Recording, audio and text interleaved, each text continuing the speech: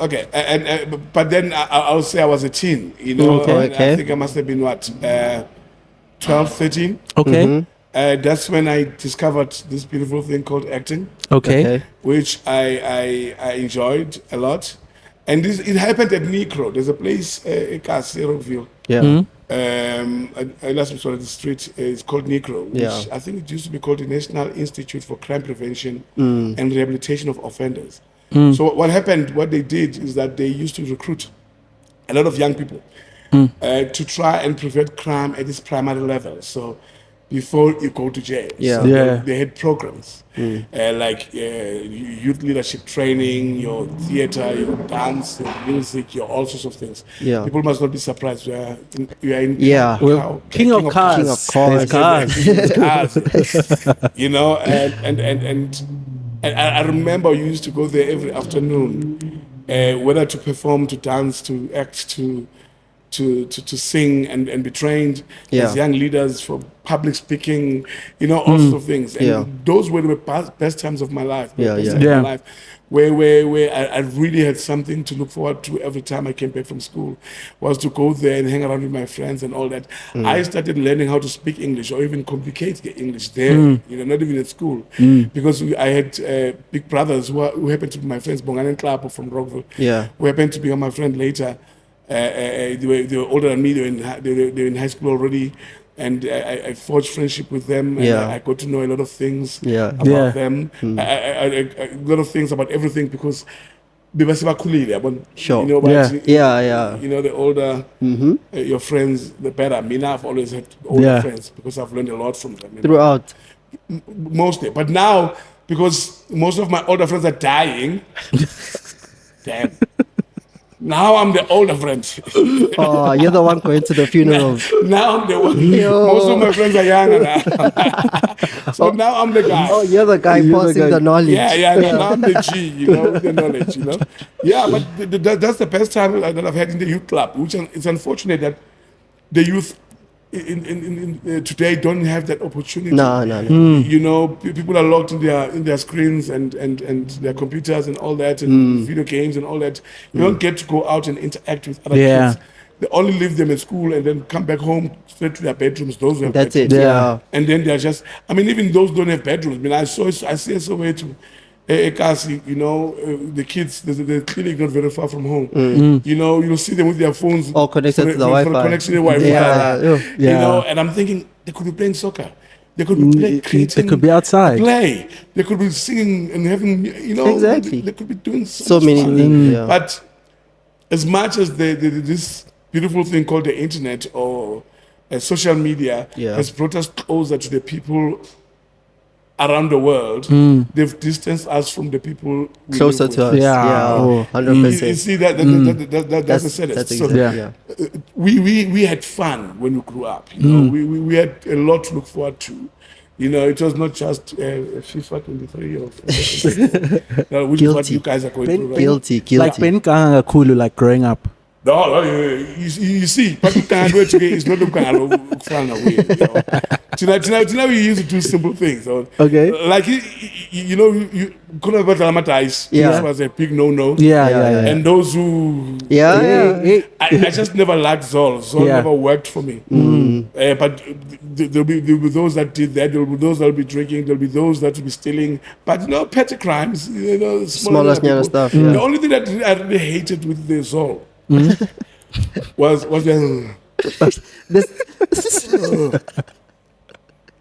it's just saliva. What I promise you, it's like the four guys. It's just they put saliva on the paper.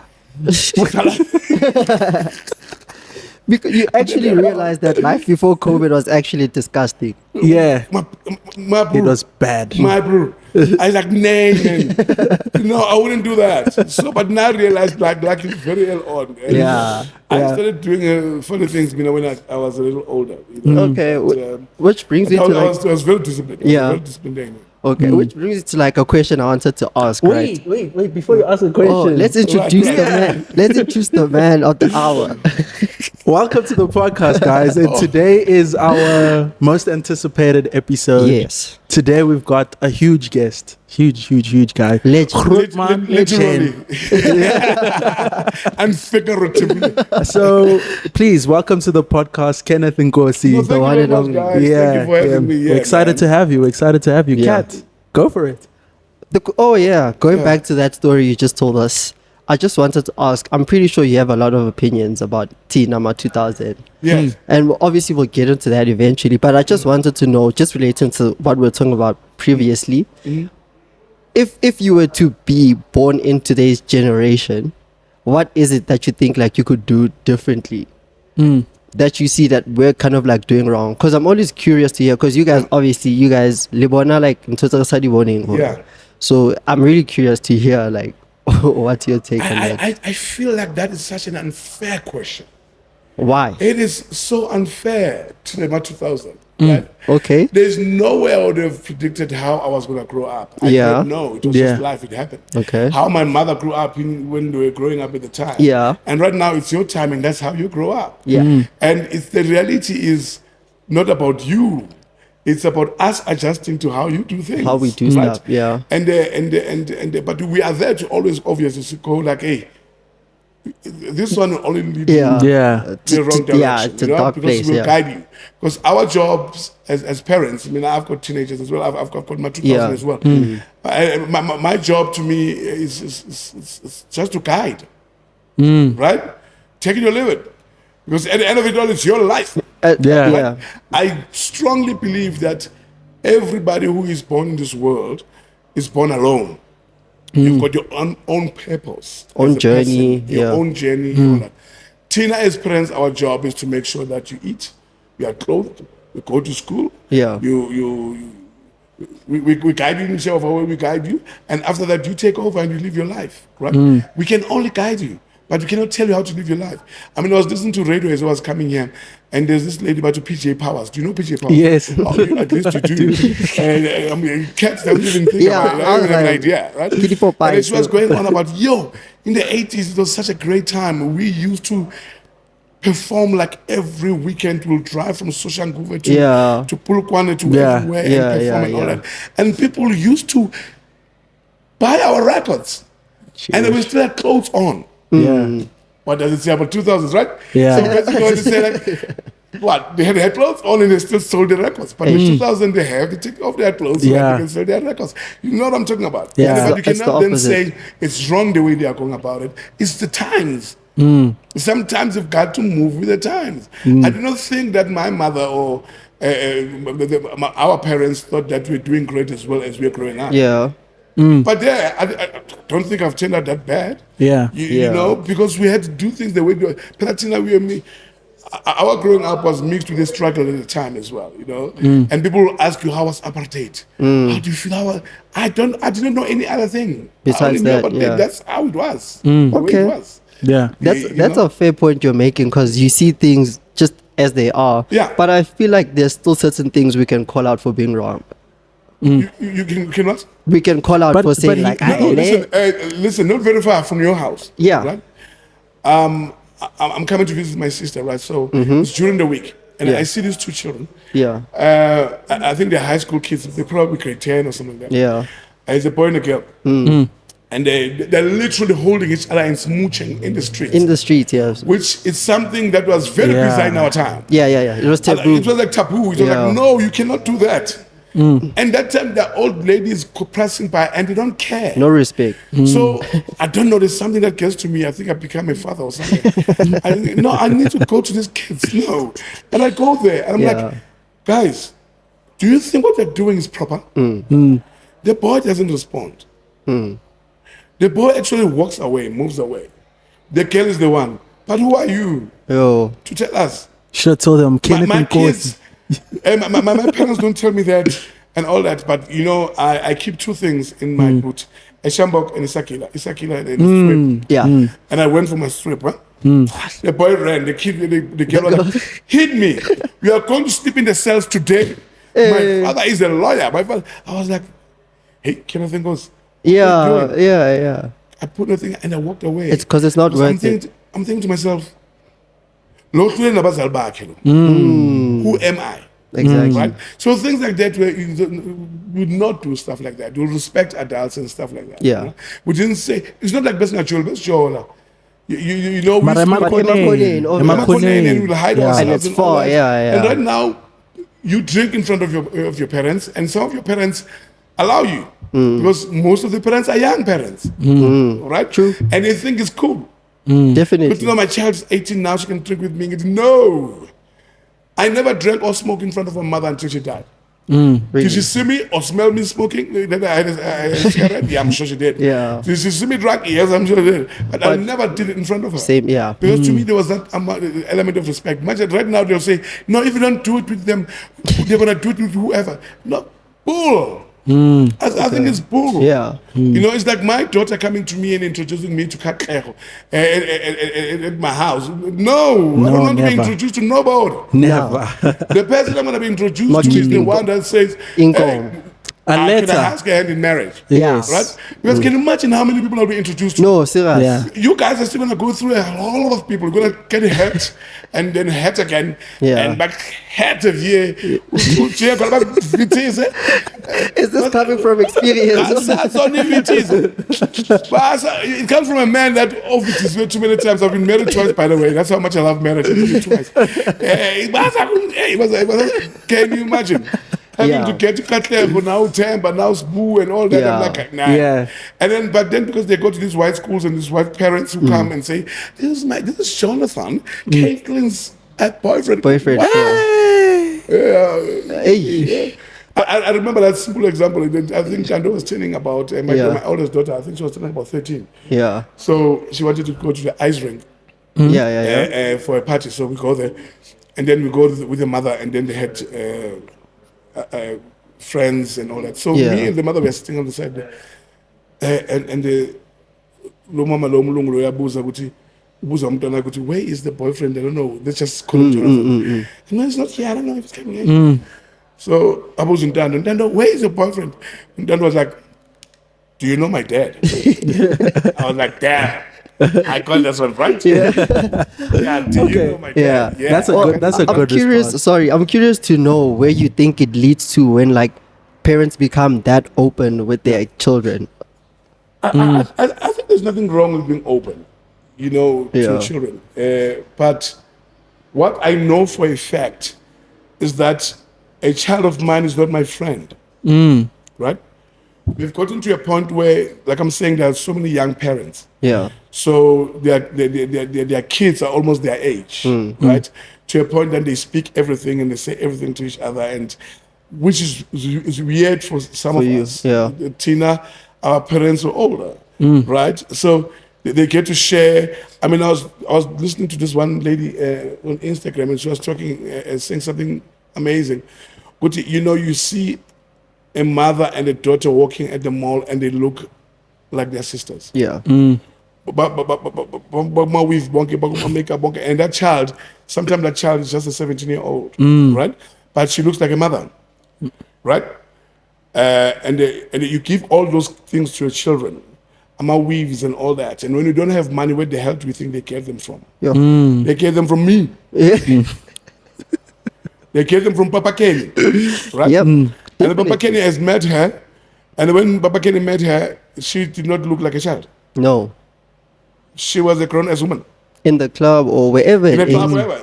Grown-ass woman. Yeah. So to me, I really and truly believe that we've got to be able to get to a point in our lives where kids are children, and parents are parents. Yeah. And let your kids grow up in a space where they are proud and very secure about themselves. You know, those kids that have ama weaves and they are 17, but at the time they're 23, they don't have a hairline at all. Ooh. That means they have to be stuck on the fence forever. Yeah, I think I'm so glad that I've encouraged my kids never to actually be fascinated by that, and be happy with who they are and the hair that they wear, and be okay with that. Okay. You know, so that when they do, I'm not saying they can't do makeup. They can't do. If they want to do that, they can do that. But I want them when they strip that makeup and take out that thing and still be proud of who they are. You know, there are kids that even can't get out of their house without the makeup because they are told that's how they look good. that's the only way they can look good, but they forget about who they are. Yeah. Completely. When you're 16, you're impressionable. Yeah. Air Force, what? You want to wear that as well. As well, yeah. You know, and you don't have a situation where there's a father there who is going to be taking care of you, because most of the teenage pregnancies, the fathers are not there. Yeah. That actually kind of leads me to the question I wanted to ask a bit later, but Yes. since we're on the topic, you know, it's elections coming up soon. Yes. So if you woke up and you found yourself having won the elections, what's something you would change? There's a lot I would change in South Africa, because there's a lot that needs changing in South Africa. But the one that aligns mostly with like your vision as a person. Yeah. Yeah. So what would you change that you'd like want to implement? There's something that they do in Botswana, or maybe not change, maybe introduce or reintroduce. Okay. And they did it in South Africa during apartheid, where they will send after your matric and all that, they will send you to the army. Yeah. And stuff like that, but not that one, obviously. In Botswana, that's what they do. It's national service. You service your nation. Yeah. You are given an opportunity to go and represent your country in all sorts of different things, whether overseas or locally. But you're working literally free for your country. When you've been given a bursary, so it starts from education. Yeah. It must be free completely. For sure. So that when it's free completely, you then have to pay us back somehow. The first 2 years of your working life, you're working for the government, Okay. right? Be it doing public service, being a public servant. Yeah. or Voluntary work. Yeah. and you get your stipend and all that. And that does two things. It makes you proud of your country. Two, it gives you experience. By the time you want the job that has experience, you've already earned that experience. So this is, the national anthem is being sung at school. Right, so to me, those are the things. I mean, those are some of the things that I think the Americans got right at some point. Yeah. The pride of They your take country. pride in they that a take lot. pride. Yeah. They take pride in their country. I mean, much. how many movies inside? I'm sure every movie that you've watched that is American, there's an American flag hanging Somewhere. Yeah. Yeah. at all times. Yeah. You see, to me, I think we need to get to that space. Yeah, we need to grow patriotism. Yeah, patriotism, yes. You know, and I think that's one way of making it work. Yeah. You know, so that's one of the things that, I mean, there's a lot to change, but that to me is the most specific thing that I would like to get the youth to really work towards building their own futures, which is their country. No, I feel like also things are the way they are because we are also detached from, like, slightly paper. You are so someone will detached, pick you it don't up. even know nothing about politics. Some You know? people don't know the deputy president. Yeah, that's true. Work with me. Yeah. Work with me. They're so not interested. Yeah. You know, now it's elections, but Sabona. So, ang vote. And my thing is that when you're not voting, who do you think you're messing around with? Yeah. Your future. I like that example you gave that, like, people need to be involved in politics because politics is in everything you do. Moyo toilet, the water that you use to flush is politics. Everything you do, politics is involved. Yeah. You Okay. know, politics is involved. So Yeah. you've got to be able to be interested in what is happening in your own environment, which is your country. Yeah. And when you're not, people know more about Nicki Minaj than they do know about, About their own country. about their own country. Yeah. For sure. You know, if you can give somebody a thesis that come and write everything about Kanye West, they'll give you 15 pages. Yeah. And they only finish a paragraph about their own country. Okay. Next, like moving to a bit of a lighter On topic. a lighter tone. Yes, lighter. Let's go lighter.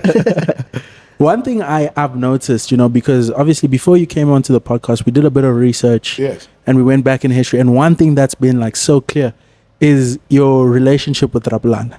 About? Your relationship with Rapulana. Oh, yes. Yes. So how did that come about, like, from your love for Chiefs and Pirates? I know he's a Chiefs fan. I'm a Chiefs fan as well. Even me. We pray for you. So tell us, how did that relationship come about? And also, I don't know, what year was it when that meme came out? With the There's a meme of him on that the came table. out. I don't know if you guys ever had that discussion. No, it was the chicken licking ad where he was like 1, 2, 3 times. Oh! And that generations. I heard about this guy because I studied at the Market Theatre Laboratory. Yeah. Okay. You know, and he used to study at FUBA, which was not very far from the Market Theatre Laboratory. So that school was established by Dr. John Kani and the late Buddy Simon. He actually spoke about that on MacG. So, yes. Yes. You know, it was a school that was meant for some of the kids that could not afford to go to varsity. So you were then trained by the industry professionals. Yeah. You know, which I thought is much better than being lectured by somebody who studied. I don't know. Yeah, it's all theory. So he was at FUBA, but before then, people don't know this. I'm turning 51 next month, and he's turning 57 this year. So he's older than me. Yeah. So he's gonna go for Mtende Soon. He's gonna go for Sasa. By then, Rapulana was already in the industry. Yeah. Yeah. Right. When I was in the township doing a catch a Negro, that is 1989. Rapulana was somewhere in the world doing My Children, My Africa with John Kani, performing around the world. So Amazing. he started way Early, yeah. So when I started at the Market Theatre, which was 1992, 93, 94, or something like that, I started acting professionally when I was 21, 94, right?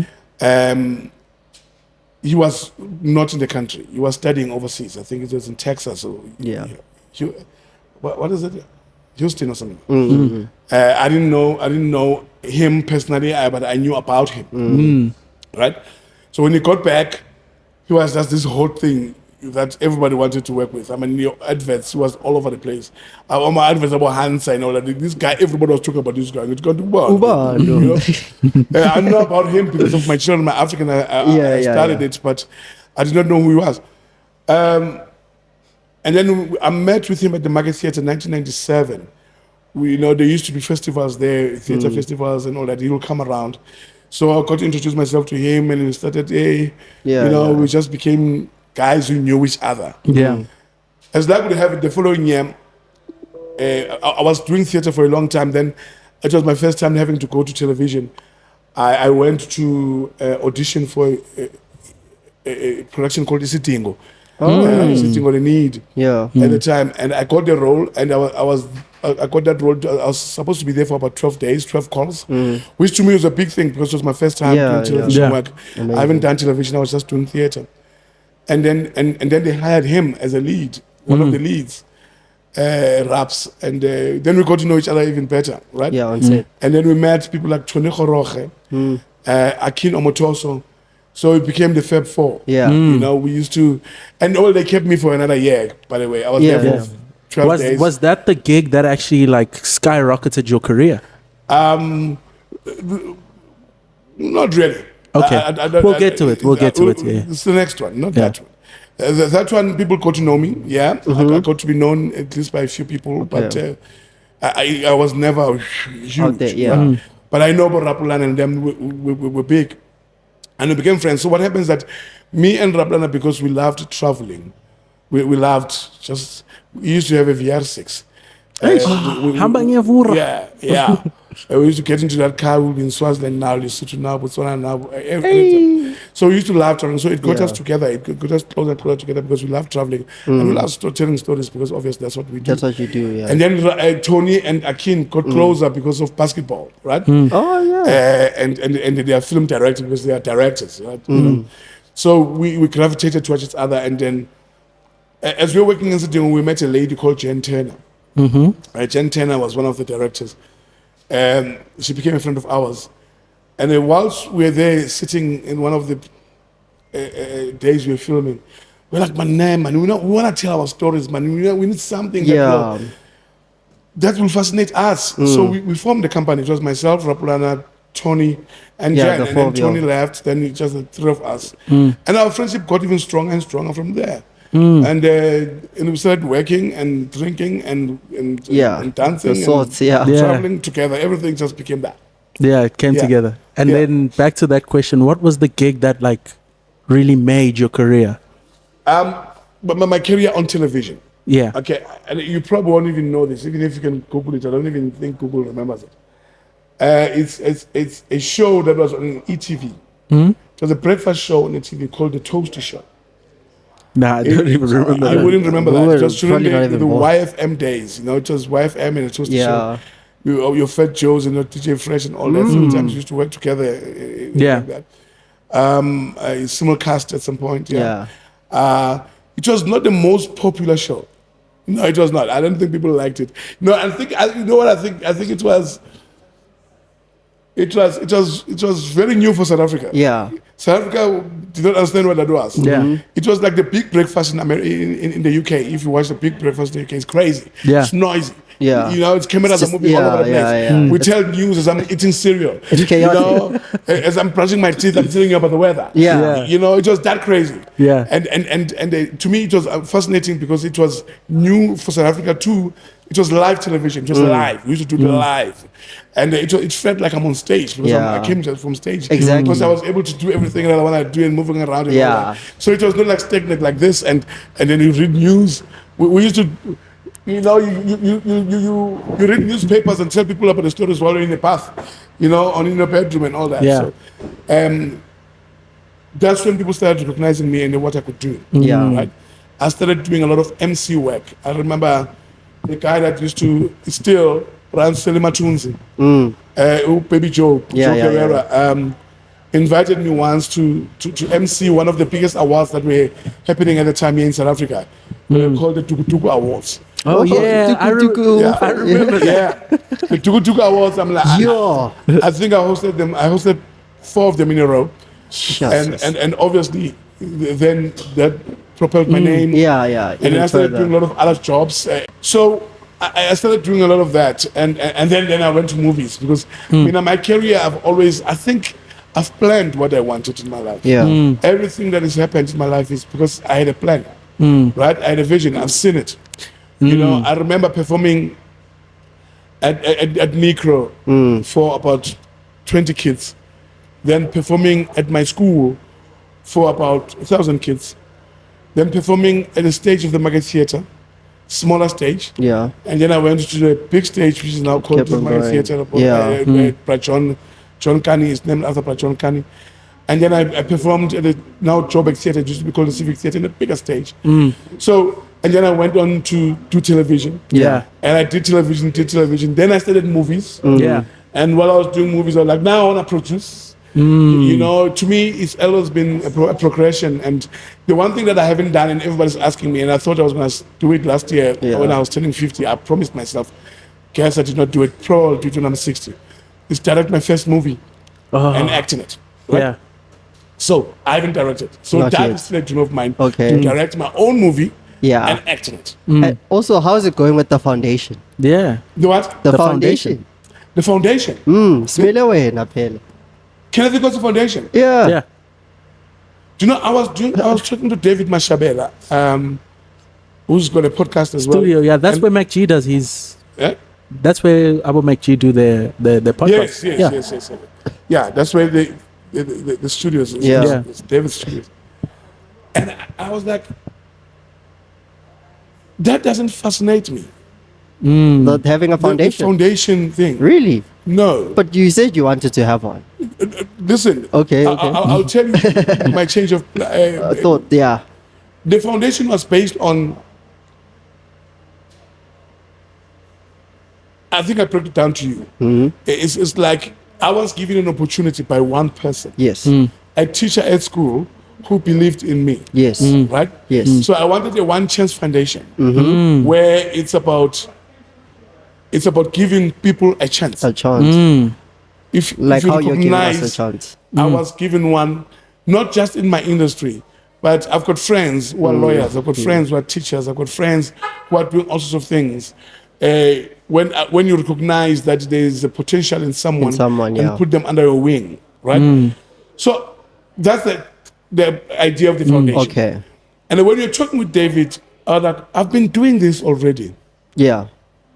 Why do I need to give it a name? A name. That's valid. There are kids that who is now a lawyer, working in my friend's firm. Yeah. When I met her, she was a waitress like David on DKNY, waitressing because she was trying to raise money. All she wanted was to do articles, and she didn't know where she could do articles. And I called my friend, and I said, Baba, there's a child who needs this opportunity. And I said, give her my number, let her call. She went there, finished her articles, became a lawyer, now she works. She works there. I like that. Right? Amazing story. like So that. there's a child just not long ago. I met in Pulukwane. There's a place called Industria when you're just chilling and having a beer. And this child comes to me and like, hey, and she comes, Koina, that's her name. She comes and she goes like, you know what? I've studied this, and there are not opportunities there in Pulukwane, and I want to do this. And I was about to start a project. And I knew it was December, and I knew those guys were working. I called that guy. I'm like, hey, there's a child here. I'm going to give you a number. Call to the child. Hey, 2 months later, she was down here working. So I'm already doing that. So what's the whole point of doing a foundation? Foundation to me, I feel like it's also too much administration. On that topic, right? So we were having a discussion, yesterday, and we're saying, like, for someone in your position, what is something you look at? Because I know there's a lot of youngsters that want opportunities, but there's that delineation of who actually wants it, who's hungry, who's actually proven they deserve it. So what do you look at to say, you know what, this person deserves my effort, it's exactly my time? what I'm talking about. I mean, we can imagine how many people approach me. Mara, I'm like, what have you done about it? To me, it's like, what have you done about it? What have you done? Before you can be getting help from anybody, what have you done? What steps have you done? What have you taken? To want to achieve whatever that you want, right? And to me, that's what thing that turns me on. When somebody goes like, I've done this and I've done this, I've done this, and I'm looking for that, and I'm like, you've done know something. what you want. Exactly. That's what I'm telling you. You know what you want. When I was younger, I dated some girl in East London, or something like that. And she was here in Joburg, and she started telling me about a brother who was very passionate about the film industry, blah blah blah. Wanted, I'm like, okay, hey, but I knew how passionate me. I mean, people sitting there in rooms and hear the kids talk too much, and they say, "Let's tell me I was passionate." So I have an opportunity to get there. I'm just Mthatha. I have an opportunity to get to Mthatha. And I meet this guy. His name is Neba. He starts telling me, okay, this and he's convincing. I'm like, obviously, we're not going to get it when we're here. I can only give you numbers. Can't be That's joking. it. These are the numbers 2 months down the line. He was down here. Never called me once to ask me for accommodation. No, he made friends. They slept wherever they slept, they're squatting. He started, in 2 years, that boy was a production manager, was everything. He moved. That's what I'm talking about. That's what you're talking about. I'm not interested in people who are interested in appearing on television or doing that. Just to be famous. Just be famous. You want people that love the art. Not just the art, anything that you want to do. Somebody comes and says, I'm black, you was about Oskido. People assume that because you appear on TV or you are supposedly celebrity, you know each other. We don't know each other. So you can imagine you have Oskido about to catch it up. Yeah, shot at it. Then Oskido Mackenzie was in love music. Was it love? I'm not in that business of music, but people will come and they plug me. But if I see there's a potential, some boy who says to me, listen, I want to do something engineering and all that, and I'm passionate about that and all that. I've got a lot of people that I know. And I'll call, hey, Baba, hey, there's a young man there. So. And I'm not going to do it for you. All I can do is to connect you. That's it, Then you do, and you go and do your stuff thing, yourself. 100%. I'm not here to babysit you and all that. Definitely. That's something I'm gonna give you credit on, especially now, because you willing to give us a chance. I mean, we could have invited you here and then asking you what's your body count or how many people have you slept, things we could have. But you really took that chance, and we appreciate it, because not a lot of people do that. Like the person I can say who did it really well was Uriki Rick. Right. He was really for the youth. So when you didn't even hesitate when we reached out, it really meant a lot for us. So no, because to me it's important to support people's dreams. Right, in whatever little way that you can do it. Right. It could have, exactly. You could have come here and said a whole lot of things. I'll just push this mic away and walk away. But then again, the way you guys handle yourself, you see, it says a lot about that. You know, Thank you. the way you carry yourself. You know, to me, that's important. You know, you could have been out last night partying like hell and come back here and make me wait for 2 hours. Yeah. Because you're still Papa last. Yeah. Right? But you're here, setting up, making sure that you do what you have to do. So you can only encourage people who've got a dream that they believe in. Yeah? Yeah. No, Then, okay, my next question. So, a conversation between Kat and I is often how we really want to chase our dreams, right? You know what? Chase our dreams. Yeah. Right. It's a constant thing we speak about. every day, yeah. So we believe, and we touched on this lightly, in manifesting, but also being actionable on what you're manifesting. Yes. Right? Yes. So for you, I'm going to set the scene. You wake up in the morning. Yes. You brush your teeth. You get out of the shower. You look in the mirror. And you're like, damn, I've been on District 9. I've been on Jerusalem. I've been on Tsotsi. Yeah. I've been Mad Buddies. I've been, the list goes on. Yeah. What is that moment of realization like for you? Yo, I haven't thought about that, yeah? And I'll tell you why. Because what I do is a job. Right? Okay.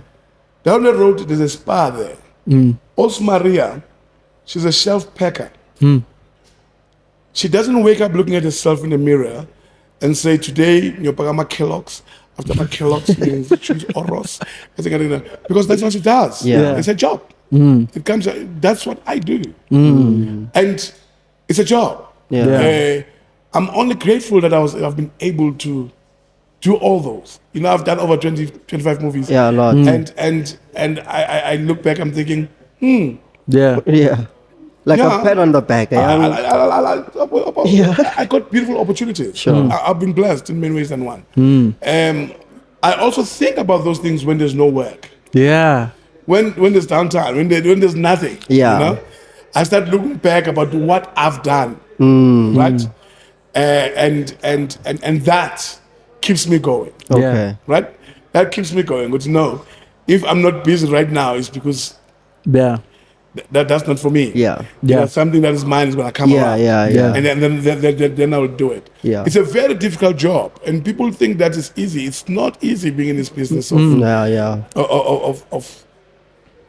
film. Because one moment it's happening, the next moment it's not.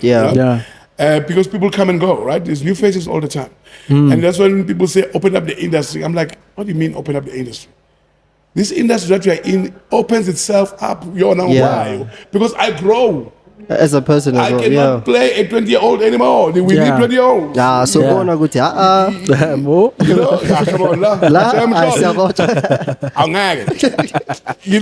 the reality is that whether you like it or not, the industry grows, and you get to a point where you're the most popular thing, and everybody loves you, and everybody, and then there's a lull where it's seasonal. It's seasonal. There's a fresh bread coming from the stove. Somebody else is there, and you've got to be able to maintain the business. You see, if you are here for the fame, then that's a problem because then you don't want to last. It's gonna show, You see, I'm in the business of showbiz. Show business, and the business keeps me alive, right? When there's no show, right? It's very important to be able to think about it that way, because what people do, they think that the only time you are working is when you're on TV. Sometimes you're not on TV, because there's a lot of stuff that happens behind the scenes that people don't even know. That's because everybody wants to be in front of the camera, but there's a whole lot of stuff that happens behind the scenes. And those people are probably the more employed than actors, right?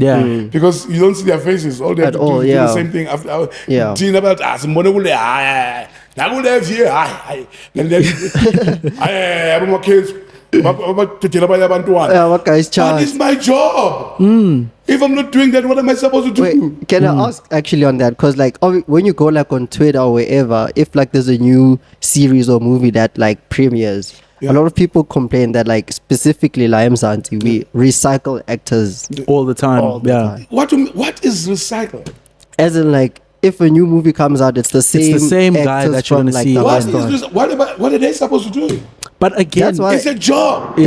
That's what you do for a living. To tell the story. That's why we want to get your perspective, because you're in the industry. You know how it goes down. Ngoba thina nje from outside, we're just like, Kenneth futhi, like you're saying, like give other kids a chance. So we don't see it. So we want to know like how you feel, or like why you think we think the way we do, and how it actually is. If you think about Bobo Mkhize, who's a bus driver, or driver Ria Vaya. Yeah. Mangera nje bus, oh Bobo Mkhize futhi. Oh. Hey, Bobo Mkhize, yeah. Hey. Why am I telling you time? Okay. So what is Bobo Mkhize going to do? Okay, simple, done. Simple. Yeah, that's the perfect answer. Yeah. And then, okay, we touched on this a little bit, but in the last 10 years or so, there's been the birth of this thing called cancel culture. Yes. And one thing I've realized, especially with our more the more established actors, is that they're very good at avoiding this thing. Yeah. Do you actively think about cancel culture, or is it just something you just go about your day and you're just like whatever? We come far, man. We are like long length. Yeah. I want to say clapping, but let's take a long length. So I want from a distance to attack. But don't attack. I want to imagine in a nila. Straight. Yeah. When David Mashebla comes to me and says to me, I want to interview you at Men, I'm so worried about you, man. Your digital footprint is this thing. It is deliberate. What I want you to see is my work. Yeah. I do not want you to be seeing anything negative about me. There's stuff that's negative, yes, there is. Always, yeah. But I try, by all means, not to put myself in situations where it's not about my work. Yeah. Okay. Because I also feel as though a lot of people forget with people that are in the limelight that you guys at the end of the day are people. Yeah. Yeah. You see, but then on the other hand, there are other celebrities that go on and ask that for themselves, right? When you begin in the industry, okay, let me tell you when we started. We started Pekuma Elvitable Pumshaka when all Motebe, during that era of the legends, Kwaito and all that. That's where we came into the picture, and then we are aware, Uguti. It's a culture that everybody loves, and it's a culture that everybody believes in. But we knew where to draw the line. I think I'm missing your question now. I think I went far. Say like but let me add on to it. I'll give you like an example. So let's make it. Besides, like maybe like you going out and people recording you, like while you're taking a piss on the side of the road, kind of stuff. Not that, but like let's look at the example with like Leon Schuster. Yeah. There's a thing now called blackface. I don't know if it was a thing back then. Obviously, if he were to like release something like that today, he'd get cancelled immediately without any doubt. Yeah. So like how do you work around it? It's okay. I want to say this and not get and hopefully not get cancelled. I think we've just overly got sensitive about everything. Yes. No, that is true. Yes. Overly sensitive about everything. Yeah. And it frustrates the living out of me that you are not able to make jokes anymore. Talk without having to feel somebody getting offended. Yeah. Like it's people like to build on what you're saying. Yeah. Something the woke culture has just become so crazy. Yeah. People get offended at a stand-up comedian making a joke. Their job is to make jokes. Going back to what it is so sad that people are not able to express themselves the way they want to. Based on, if I say this, then I'm going to be looked at as this. I love people like Dave Chappelle. I love people like Piers Morgan. I mean, Piers Morgan is one guy that I hate sometimes so much, but I love him because he's very honest. He's very honest. He's very honest and very articulate about what he thinks. I mean, the other time the kids were going on about their mental health issues. I'm like, as this mental health is on board. mental health issue. But he broke it down. He says there's two things. There's one thing called mental illness. Mental illness is chronic. Right? It means you've got to take medication for your life, whether it's called ADHD or whatever, or schizophrenia or whatever. Then there's mental health. Mental health issues is things, it's called life. Life. Life happens. Right now, you say something, people will tell you, you're triggerisha. Listen, how did you feel the first time you were dumped by your girlfriend? You felt like the world is coming to an end. Yeah. You healed from it. Sure. Yeah. The second girlfriend dumped you. It did not feel as bad as that. No. The third girlfriend dumped you. Well, it still feels bad, but not as bad as that. Because you experienced it for the first time. Yeah. It will be okay. It's life. Right? We lose people in our lives, which is a very tough thing. But you move on with life. Because that's what it is. Yeah. It's life. Yeah. It's going to hurt. Yeah. Right? But it doesn't end your life. It makes you stronger. And it just makes you, it's like, what do you learn from that? What can I take from that and make myself a better person or stronger and person? adjust. Yeah. Adjust. It's life. Yeah. So I'm not so sure about, I'm not sure everyone in the mental. Yeah. Ish. So cancel culture for me is like, it's bull. Yeah. In all honesty, I really think people must be able to say whatever they want to say. I also stand with you on that. The reality of the matter is stand with you on that that I as well. promise you, whatever that I say today might offend somebody else. Somebody will be offended. always, whether you like it or So not. now, if you're gonna have to cut your tongue all the time before you speak, because we are thinking, what if I offend these people and then when they offend them, then I get cancelled. Yeah. People should be cancelled for real things. Yeah. People must be cancelled for real things. Yeah. I mean, people who do horrible things. But not for their opinion. Yeah. Everybody must be able to have an opinion. Yeah. You have a counter argument then. Yeah. It's okay. Yeah. Because we think differently. We We're think never going to differently. agree on Yeah. things. Whether we talk about the issues about LGBTQ. Yeah. That one. Your them and they and all that. I don't understand that right now. Yeah. Right? I don't understand it. Do I disagree with it? No. Yeah. But when you say you don't understand it, what they hear is like he's not standing with it or he's against it, which is a problem. No, see, me not understanding it doesn't mean that I'm not standing with it. No, that's not what I'm saying. What I'm saying is that I would like to be educated more about it. Right? But you're not given that chance. But I like that. You're I not like that given you said chance. that. You said you don't understand something. Teach me about it. Teach me about it. Yeah. Right? Me not understanding it doesn't mean that I don't like it or I disagree with it. Who am I to disagree with anybody and how they feel about their sexuality? Who am I to do that? Or how they want to be identified? Who the hell am I? Exactly. But I just want to be make me understand what we're talking about, the binary person. I talk about make me understand that. And I think we should be educating people more about that. Right? There are people who will tell you straight up right now, never. Yeah. I'm a king, I'm a lesbian, when now. Yeah. But I mean, I'm the last person to actually even say that. I was trained by a lot of gay people. I'm in the industry full of gays and lesbian people, right?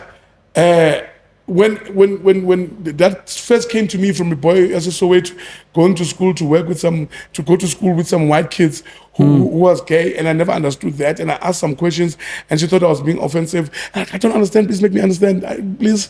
And the teachers would break it down to me. That's when I started understanding, right? Yeah. I don't have problems with. Somis will come here, so he'll jump into me and we'll hug and probably kiss, and it's fine. And probably kiss. And It would be cool to actually interview Somizi though. Because the funny thing about it is like, most of the people that are against it, half the time they are. After 9. My side thing. And why don't you just be free and be whoever that you want to be? Yeah. Live your life. Yeah. You only have one, by the way. Yeah. And people forget that they have one life, eh? They forget. Yeah, forget. You only have one. Just live it. Yeah. And be honest with who you are. And then, okay. Again, going back to something we touched again. One thing you'll notice about me and Kat, we're very, very goal oriented. We're big dreamers. Yeah. Right? And it's my belief, not even my belief, I know for a fact that this podcast, it's going to reach a point where it becomes bigger than just him and I. Yeah. Right? And it's going to be known by everyone everywhere. Right. What advice do you have for us for when we reach that point? Or when you reach that point. Yeah. Yeah. Also, Okay. can I add on another layer to that question? Also, how do you also like work around being stagnant sometimes? You know, when you start something and you're hyped for it and you finally get to do it, we buy the cameras, we buy the stuff, we start shooting. Yeah. Obviously, you reach that point where it feels very redundant, like in Taiwan, like we're running out of ideas. So also, how do you maneuver around that while also still having obviously the end goal in mind? First and foremost, I like the fact that you guys are driven and all that. That means, I put it simply, people, they call it manifesting and stuff like that. My brain had pictures. I have pictures of what I Well, I'm saying that everything that I've achieved, I've seen it. Okay. And put an effort to make it work. Yeah. Like we said earlier. And that's exactly what you guys are doing, which is good. Right? How do you behave when you get there is determined by who you are now. Half the time, people don't change. When people say people change, you get money. Every people change. People don't change. That's interesting. People look at them differently. So how do you keep looking at yourself the way you are? No, let them be the ones that are looking at you differently. It's not you who's changing. It's the opinion of the people about you that changing. Changes. Right? So if you keep to the ground, my mother told me that a long time ago, that the chances are this much for me to fall and break my bone if my feet are rooted. But as soon as I'm up there, and the chances of me breaking are higher. So stay rooted, stay grounded, stay who you are, and be authentic. Be your authentic self. That's the key word right there. Yeah, and that's something that's so consistent because there's an interview you did for White Wedding with Rapulana. Yes, and in that interview you were telling a story about how you once went for drinks, and there was a man there who was being mean to a waitress. Yeah. Right? And you took the time to actually speak to the waitress and like dissuade them, and you bought him a drink. Yes. And you just told us like a few minutes ago a story about how you saw kids doing something you didn't like. Yeah. And that for me shows how rooted you are in who you are. You cannot ignore the world you're living in. Yeah. We live with people, and people have this thing of turning their blind eye. No, for sure. You know, you watch these movies of people getting mugged in the city center, and people just walk past. Yeah, they just like walk nothing happens. Come on, you must be connected somehow as human beings. You must be able to feel something. You know, you make it as an example, it's like, this one is one of the stories that I really find, I never believed that I did that, but it made me, I love to make things that make my heart smile. Right? So in Crossroad, there's a bottle store there. I'm chilling with the guys, we're having ones and twos. As we're having ones and twos, I think I'm walking towards my car to go and get some money. There's these two old ladies who are walking towards me, and I can hear their conversation. The other one is talking about how much and I go past. And I'm thinking, I heard this. I cannot pretend I didn't hear it. Exactly. And I've got $50 that I can give this old lady. And if I can give this old lady, she will buy probably mincemeat that can last them 3 days. At least. And I walked past and I gave it to her. And I left because you cannot not see things. You cannot not hear them. Yeah, we have to be aware of the world. We need to be helping each other, You live with the people, right? Yeah. And, okay. So to me, is that staying grounded to me is the most important thing. It is. There's this thing that we call, what do we call a writer's block. It happens. Yeah. You know, when the creative chooses. Yeah, they just. Trust me, it's currently happening to me. Right? It's currently happening to me. It's like, there's nothing. Yeah, there's nothing. Yeah. But what I do usually, I don't forget about it completely. I don't focus on other things, not what's stressing you out. It's frustrating me. Yeah. Because from that, I can get inspired by something else. It's like, to me, you close the computer, you go out, go to Capello down the road, you're going to be sitting with a bunch of boys, you're drinking and watching soccer, and 2 seconds later, somebody's going to be saying something, and somebody's going to say something. I'm like, saying something, get my phone here, and put those notes down and all Connect that. the dots, yeah. And you don't know how you're going to use them. But you put them notes. How do I use them? Might not even use them in the project that they're doing now. Might use them in the project later. But be inspired by your environment, by the people that are around you at all times. So, Mina, you must keep it moving. Yeah. You must keep it moving. You cannot be stuck in one thing. You see, when something is not happening for me, people, but knock it until, no, it's not happening. Give it a break. Go do something else. We'll get back to it. It's like quicksand. Quicksand, yeah. Quicksand. Yeah. The more you try the more you whittle, the more you go deeper down. you're gonna go sink, in. Yeah. Okay. I'd love for us to sit for over 2 hours, but just in the interest of time. Yeah. I feel like a lot of people know you for being in the limelight, right?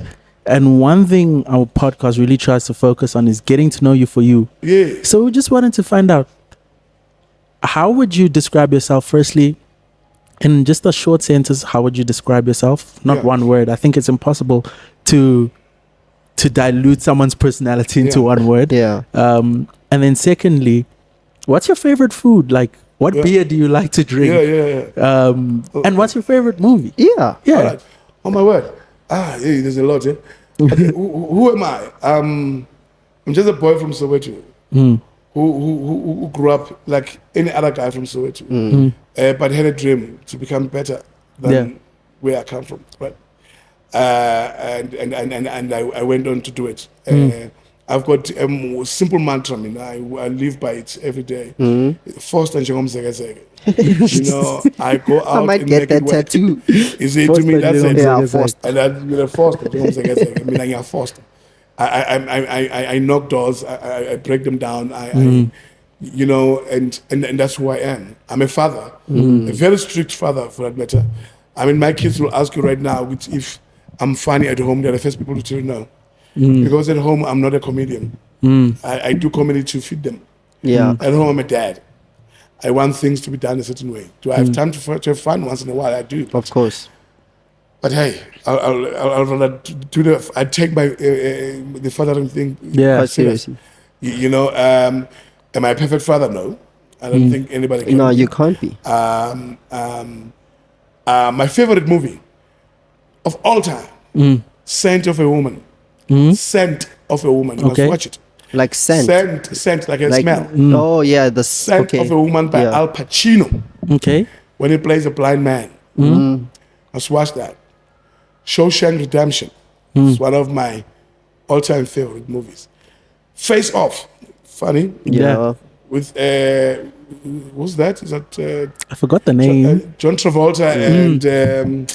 what's his name? He plays a beautiful role there. I forgot his name.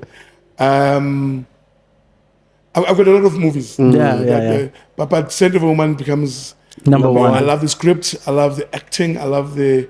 it's just an amazing, brilliant movie. Yeah. And the favorite food? Favorite food? Hey, me, man. See me. When I'm shanga manqina mfethe so about the traditional... Ungishanga mkhulu. Ungishanga oxtail. Yay! You see, ngikhuluma cholesterol yonke. High blood yonke. So that's I love traditional food. I'm the guy that you'll find at the hostel. Yeah. I'm the guy that you'll find at the taxi rank. I don't hang around in fancy places. Me, I hang around the corner. Yeah.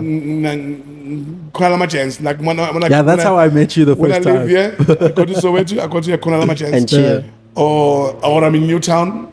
In Newtown, my flat in Lapang, you'll hardly find me in Sentin unless I'm invited to a function, and then that demands me to wear shoes and suits. I do not hang around with people who pretend they have money. Yeah. I don't hang around with people who pretend to be better than others. Because I've done that certain thing when you start getting famous. Yeah. And that's when you realize these motherfuckers don't have money. Most of these guys don't have money. It's just fake it till you make it. It's people who are putting up a front, this facade. And then on Monday they call you, my kids on 1,000 rand. Yeah. I can't me out. So I like to keep it simple. I like to keep it easy. I'm the most simplest guy in the world. I don't wear labels. I don't do things like that. The labels I wear are local labels that that I get from friends and all that. People that want me I was to about to promote their say, stuff. actually, I saw on Instagram you posted like your video about Jiva. Yes, And then someone was like, "Oh, Kantile, he's always wearing the same shoe." yes. And then, what did you say? No, I'm Yeah, the same All-Star, yeah. Same All-Star. No, but the thing is that you should ask me how many are there. Exactly. Because it's not one. Exactly. I have 10 pairs of white Exactly. All-Stars. So, because I love All-Star. And I Yeah. like them clean. Yeah. So when it's date, I need to get another one that's clean. No, man, so Yeah. I'm like, firstly, they don't know how many pairs you have. My Yeah. back charge, I go to So I had to... See, it's the things like that to me... Exactly. When I respond, I need to know how to respond. Yeah, as well. You need to, I yeah. need timing. I connect responder because you can be rude Cancelled. to people and alienate people and stuff like that. Yeah. So briefly, I'm that guy. I'm that guy Simple guy. who loves being around people. I really love being around people as much as I love my quiet space. When I'm quiet, when I'm alone, people maybe which is why my marriages have failed. Damn. I love being alone, actually. I actually enjoy my space. Just realizing now, like, actually, It's like even if I have a girlfriend, maybe for 2 days, after 2 days, like, why is it still here? taking space. I need my space. I really enjoy my me Yeah. time. You Yeah. know, I think I'm the and same I love in my that things regard. a certain way. You know, it's like because she loves moving things. Yet when I put it here, Manje I'm not saying don't clean. Yeah. Clean la. Basically We say say- la. The next thing you have figured out, and I think the age has to do with it now as well. Because then I'm losing things. I don't know. I put things a certain way because I don't want to be opening up. And Yeah, because you know where it is. yeah, the age, but now unokuhamba nje umvuke uye kitchen ufike plumbe kitchen With the coach befunani. mawuvuka usavuka nje, you know, we used to be spring chicken. Yeah. Makali wash nje. Uyavuka uhamba. Amanje mawuvuka inyawo. You need to, hey, Many stretch. like, I'm actually curious because I see you take pride in, like, obviously how old you are. Because I Yes. think also 51, you've achieved a lot. 30 years in the industry. Yeah, 30 That's years, yeah. amazing. Do you see, like, is there a specific age where you feel like maybe like Mangfika go 80 or 70 years in actually, in a child? Or In terms of time? In terms of like age, yeah. Is it, like, would you want to get to like 95? I spoke to God long time ago. I mean, I communicate a lot with that guy. Yeah. And I say, hey, Alchaka, check out. I know I have to go. I know. Yeah. It's given. Sure. But what's the rush? Sure. I knew that my time is not mine. Yeah.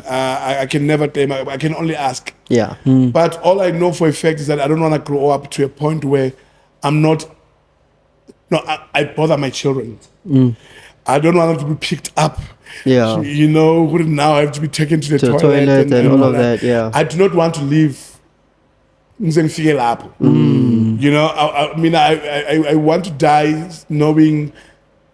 By the time I die, I should still be able to do things the way I want to do them. Yeah. Even if I'm just by myself in the house. Even if it takes longer, but you're still doing the same Yeah, thing. I'm still doing the same thing. I'm still able to do Yeah. the thing, and probably live alone. Yeah. Like a retirement home. No. I'm not going to Oh. no retirement home. I cannot be chilling with other old people. They'll kill me. You know, old people.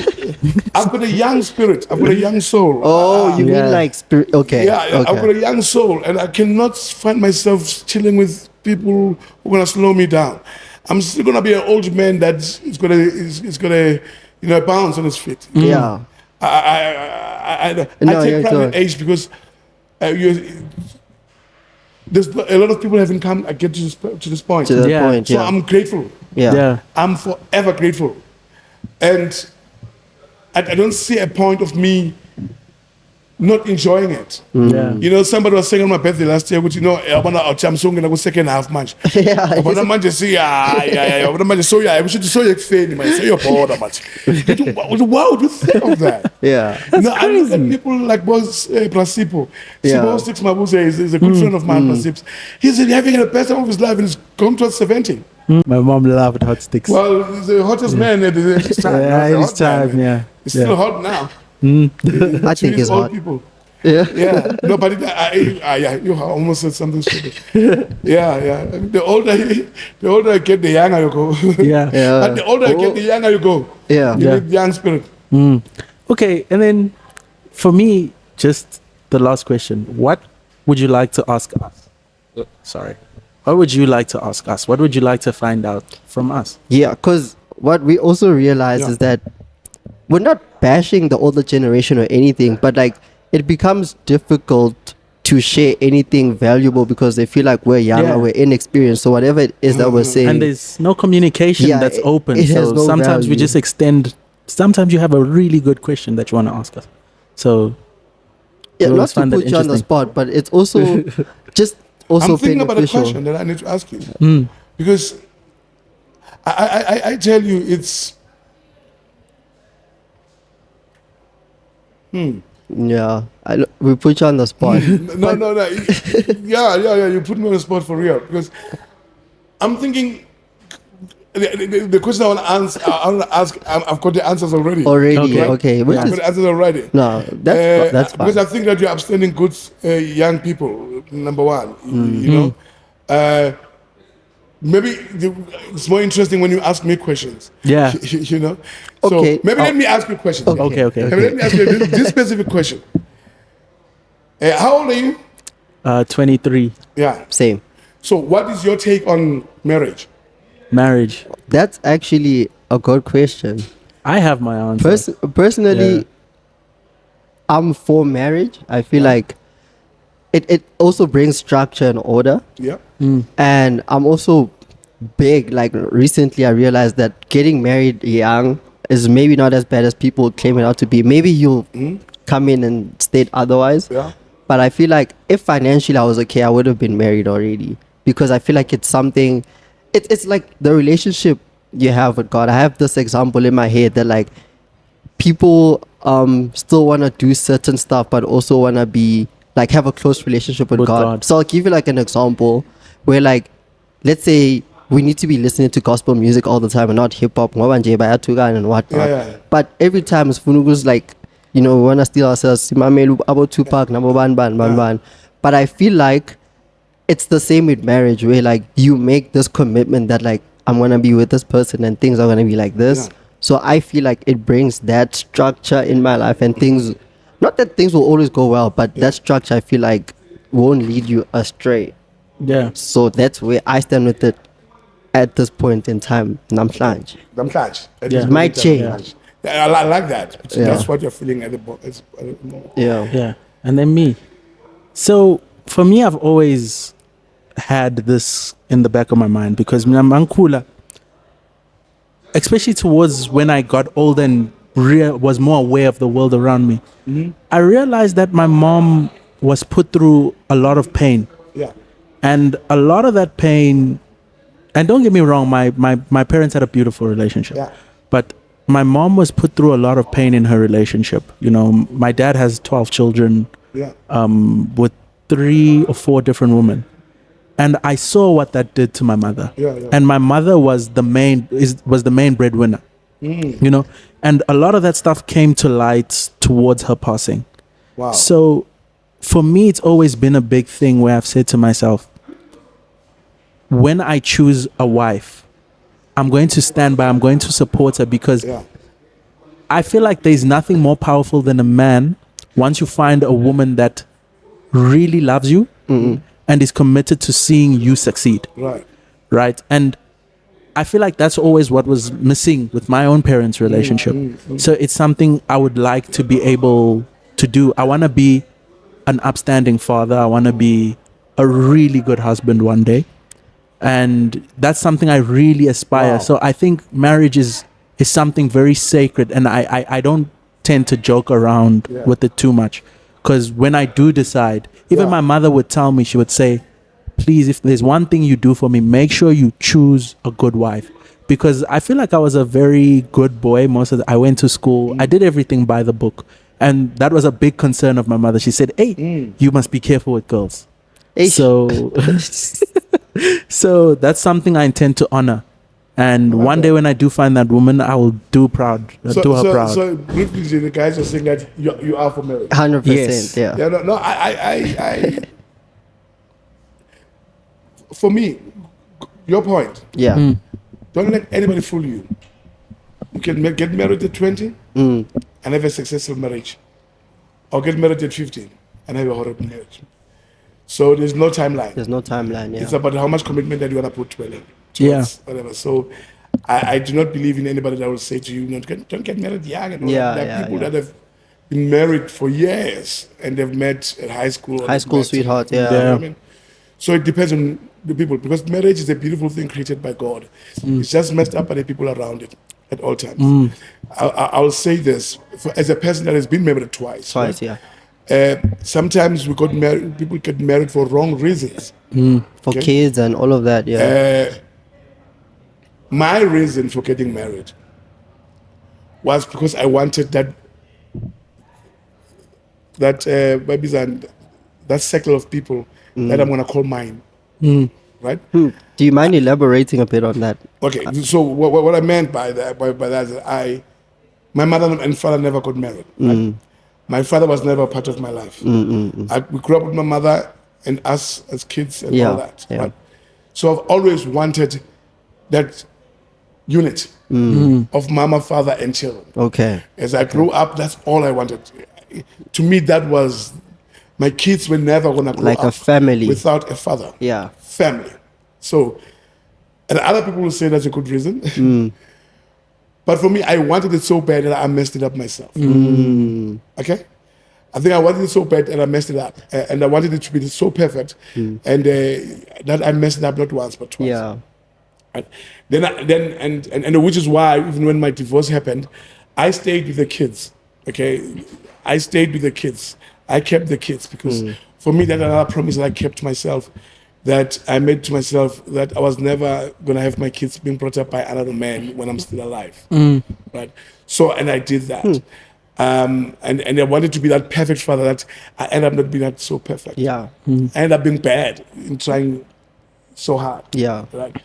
So, to me, marriage was not just about me and her. Oh, okay. It was about me and her and us. Other, And that picture that I saw when I grew up that I wanted. This perfect So family. the commitment was not with her. Oh. The commitment was keeping the unit, but not with her specifically, because you cannot be able to commit to that person. Because it is a commitment. It is that.